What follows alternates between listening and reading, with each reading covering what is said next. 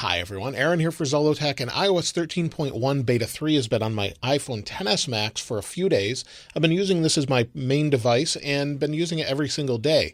So I wanted to share with you my experience based on battery, performance, and things like that, and then also share with you your experience based off the YouTube community poll, and we'll talk about some of your comments as well. Now, I've been running iOS 13.1 Beta 3 primarily on my iPhone XR. This is my daily use phone.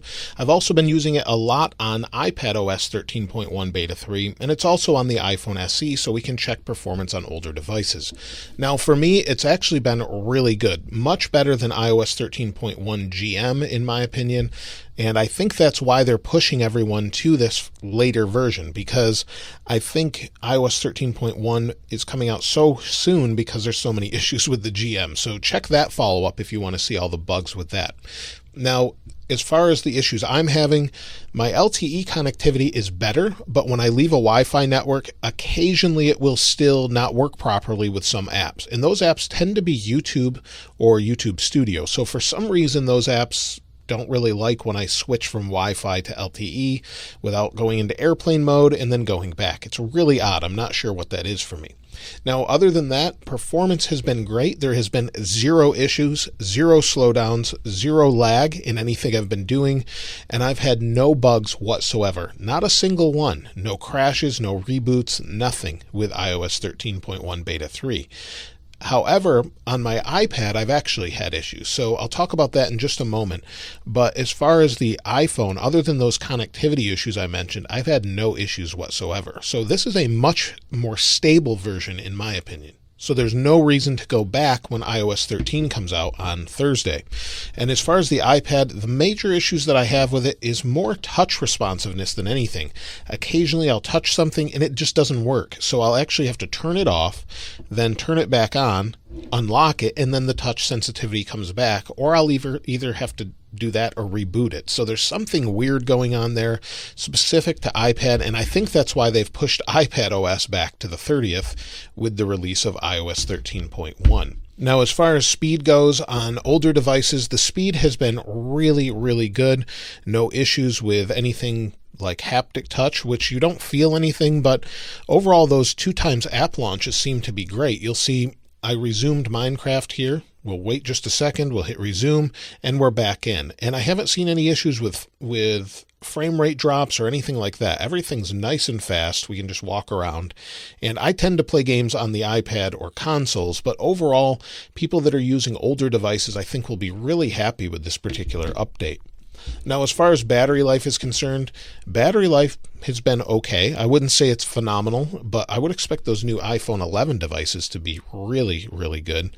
But the last 10 days, you'll see yesterday, I had 3 hours and 52 minutes, 1 hour and 24 minutes of screen off time.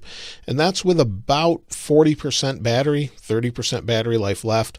I normally say 6 to 6.5 hours is normal, and I would expect at least that on this particular version. I've seen a lot of people say they have great battery life. There are some people, though, in the poll that had some issues. Some people said it had terrible battery life, but that was the exception. And also some other people are still having issues with LTE, like I said as well. The other issue I've seen is people saying when they're playing music, they have issues with it just kind of randomly stopping in the background for some reason. So you could be playing whatever song you're playing, and it just stops. And so for some reason, that's still an issue. Also, people are still having bugs with CarPlay, so I would expect all those to be fixed hopefully by the time 13.1 comes out.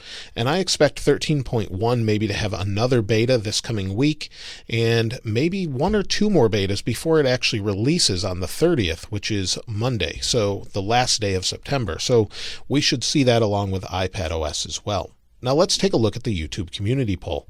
Now, this poll was a little bit different because I included iOS 13 GM and 13.1 Beta 3, but overall we had a great response, over 10,000 votes and over 240 comments. Now, I've read all of those comments and we'll go through them in just a moment, but as you can see here, 38% say it's great, Only 2% say it's terrible, and that's terrible across both the GM and Beta 3, so that's a good sign. 12% said okay, but some bugs. 38% said I'm still using 12.4.1 or older. I suspect many will upgrade when iOS 13 comes out. And then 10% use Android, so I appreciate the Android fans still voting on this, as I do a lot of other Android videos as well, so I really appreciate you sticking around for even things that aren't related to Android. Now, there's 240 comments. Now, I already hearted the ones I read in iOS 13 GM, so if I read your comment, I'll heart that for 13.1 as well. iPhone XR and iPad 5th Gen, iOS 13.1 Beta 3, it's been running really great on both devices. We'll see if we can find some different devices as well. 6S Plus, iOS 13.1 Beta 3, settings crashes can be reproduced, will report. And if you're on a beta, it's very important to report that feedback in the feedback app. So if you haven't, Apple prioritizes that, and it's a good idea to do. LTE problems, I'm on iOS 13.1 Beta 3. It's ridiculously annoying. It's been more than a month and they still can't fix it. It gets to the point where I have to restart the whole phone just so I can get signal every time I leave the house or Wi-Fi.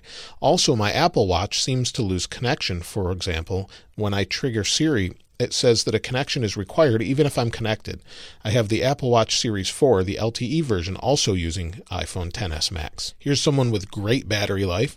iOS 13.1 Public Beta 3, iPhone XS Max, T-Mobile, using an eSIM. I haven't used one of those yet. I'm currently averaging 6.5 hours of screen on time, which is probably the best I've gotten since I've had the phone. I'm also running it on my iPad Pro 11-inch, but nothing too special to report there. Using iOS 13.1 Beta 3 on my XS Max, and so far it's been really good, no complaints. Updated 2 days from iOS 12.4.1. Love your videos, you make the best thumbnails, and your content is very detailed. Looking forward to iOS 13.1 Beta 4 to see what's next. Thank you, I appreciate that. Running iOS 13.1 Beta 3 on the XS Max and can't complain. Minor app crashes every so often, but everything else has been fantastic. I love everything Apple's done with iOS 13. iPhone SE, performance and battery life is great, haven't had any bugs. I'm not sure which version you're running, hopefully it's 13.1 that we're talking about here. iOS 13.1 Beta 3 on XS Max, it's been amazing and been great. 13.1 Beta 3 on the XS definitely fixed some bugs I was experiencing on the previous version. I have the latest 13.1 beta on my iPhone SE so far, it's going great. We'll read a few more. I'm on the iPhone XS, iOS 13.1 Beta 3. This is working great for me, not having a lot of problems. 7 Plus on 13.1 Beta 3. Only thing I found is on Facebook Messenger where the stickers appear that relate to what you've just said. Sometimes it is just see-through, so the bar to type is just hovering mid-screen with a gap between it and the keyboard. That's something that Facebook needs to update. They need to make their app compliant with iOS 13. And they don't really want to do that because of privacy. So it's going to be interesting going forward with iOS 13 and the privacy stuff that it has, because Facebook and some other companies and their applications don't really like it too much. Some haptic feedback animation bug noted on my XR and SE, none on the 6th gen iPad. It's been there since the first 13.1 beta reported the feedback. I'm on 13.1 Beta 3 and all is well with the OS. Battery life is so-so. I'd like to see some improvements, but overall pleased. XS Max.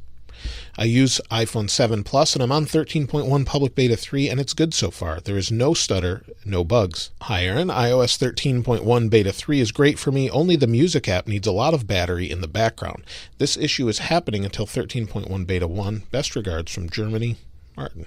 I have issues with LTE. I get not service even though it says I have 2 or 3 bars on Verizon. There's places it worked fine before updating.